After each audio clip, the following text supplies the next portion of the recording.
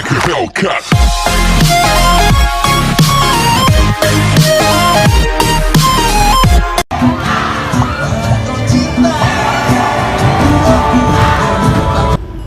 Baru-baru ini beredar video yang menunjukkan sejumlah pria dan wanita berjoget bareng di sebuah kafe di kota Banda Aceh.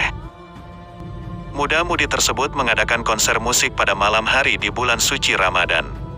Dalam video yang beredar di media sosial dan grup WhatsApp, tampak sejumlah pria dan wanita yang mengenakan baju hitam berjoget-joget dibarengi alunan musik.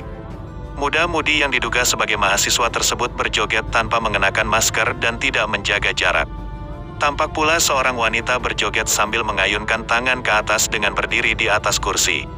Pria dan wanita yang terdiri dari belasan orang itu berjoget bak konser besar yang dihadiri artis ibu kota.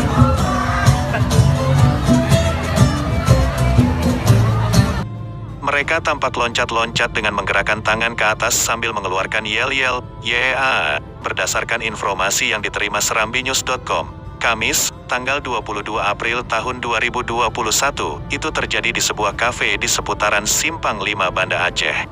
Kalau menapas saya nggak sakit. Nggak bagus ya? Iya, saya Karena nggak- sekarang bulan puasa ya. Apalagi Karena joget-joget saya bareng-bareng nikahkan, gitu maaf ya. saya bilang kan kita tahu kita orang Banda Aceh. Ya. Kalau saya orang Banda Aceh, kakak mungkin orang Aceh. Ya, betul. Kalau saya pribumi Banda Aceh, aslinya orang Monten. Tapi nggak ada pertanyaan kayak gini.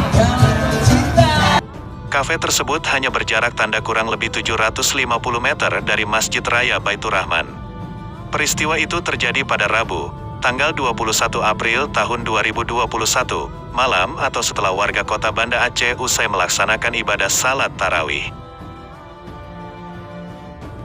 Konser yang diduga digelar oleh sebuah himpunan di perguruan tinggi Banda Aceh itu merupakan konser amal untuk korban banjir bandang di NTT. Sumber serambinews.com menyebut, konser amal tersebut merupakan malam puncak dari penggalangan dana untuk korban banjir bandang NTT. Lagi galang dana, terus malam itu puncaknya, kata sumber tersebut.